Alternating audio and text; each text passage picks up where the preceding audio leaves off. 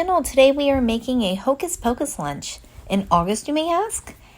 On my channel, I make things early so that you can get your supplies ready and prepared if you would like to recreate it. We are going to start with a few slices of daikon radish.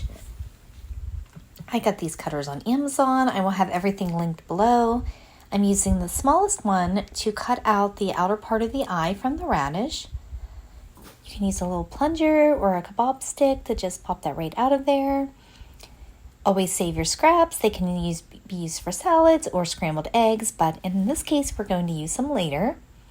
Get an icing tip a little smaller than your original circle, and we are going to cut out 2 circles from this red pepper. And then get an icing tip just a little bit smaller than that one. And we are going to use this to cut out the center part of the eye. Save those tiny little circles. You will use those. Make sure you save those scraps. Cut a slice of cucumber. We are going to use this for the green eyes. Again, use your medium-sized circle and cut out 2 circles from your cucumber. You're going to use your tiny little circle to make the inner circles for your red eyes.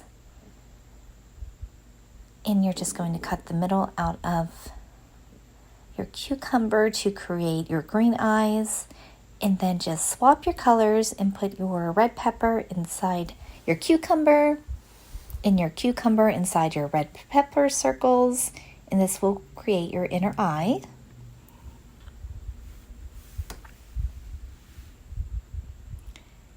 Then take your daikon radish and your medium-sized cutter or icing tip and cut the hole right in the center and start assembling your eyes. Then put these into a container to put into the fridge to save for later.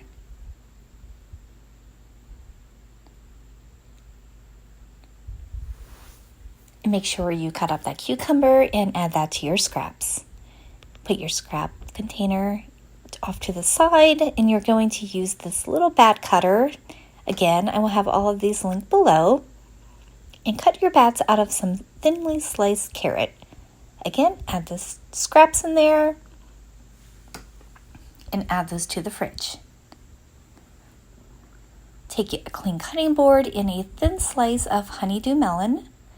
And I ordered this Hocus Pocus cookie cutter from Main Street Cutters. I will have it linked below as well. And just press into the center. If needed, you can use a spoon to press out the very edge to make sure that it has a clean cut. And just push the center right out. And again, use your little plunger to push your honeydew right out of the cutter. And you're left with your cute little book shape. You can add this to your container with your bats and your eyes to save in the fridge for later. And don't forget to save the scraps. Throw some green chocolate melts into a bowl and melt for 20 seconds. I used pre-made popcorn, and I'm just tossing it into the chocolate to get it coated. And then just take some candy eyes and a little bit of the excess chocolate on the spoon and stick a couple eyes directly onto your popcorn.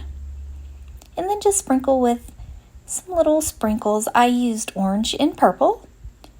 And I have another cutter here from Main Street Cutters. Now, my bread's a little small, so I just flatten it out a little bit just to make it stretch. But you could use a tortilla or, of course, larger bread. Whenever I flatten the bread, I like to make it a double sandwich, so it's still the same thickness as a regular sandwich. And you're just going to press that out, flip it over, and I just use my little roller just to push on the edges for a clean cut. Now save these scraps. You can dry these out and put them in your blender and make some breadcrumbs. That will be our bottom layer. Just repeat the process for the middle layer if you're making a double sandwich. Again, save those scraps. This will be our middle layer.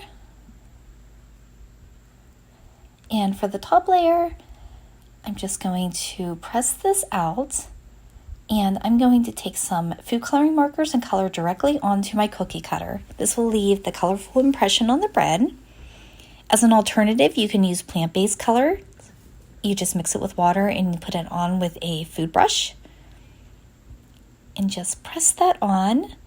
Now when you flip this one over, I like to take a spoon and just press a little bit in the middle just to make sure that it gets all those details on the bread.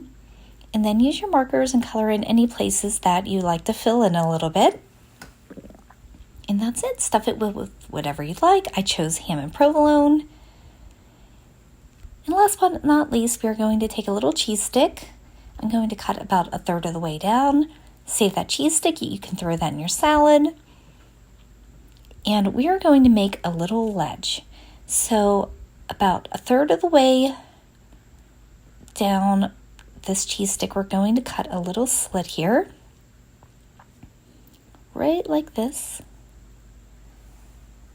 And then we're just going to cut 1/2 of that off so that it just leaves a little lip there.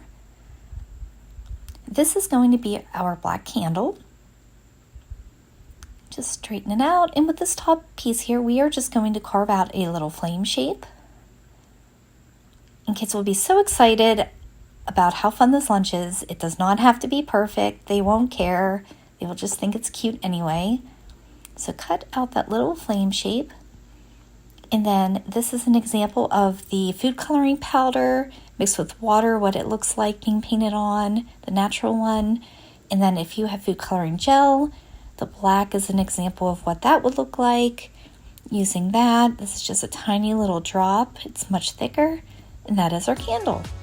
Now let's build this lunch. I like to add in a fun napkin, our sandwich. We're going to put our popcorn over here. I cut a little tree cauldron in half to fit in the box, and I'm just going to push that down into the popcorn. Add some blueberries in our little book. I'm going to put some salad mix here in the back. And this is where scraps come in. We are going to add some of our scraps from earlier. And then just begin placing your little eyes and bats onto the top of your salad. And your candle will just go right here in the middle. Now I like to show what this looks like after it is shaken up in the book bag. So we're going to close it and roll it around a bit. And when you open it up, you can see the only thing that really moved is the candle. And if you paint both sides, it actually won't make a difference. But it looks pretty much the same. So thank you so much for watching. And the great thing about these lunches is you can make one part or you can make the entire thing. Thank you so much for watching. See you next time.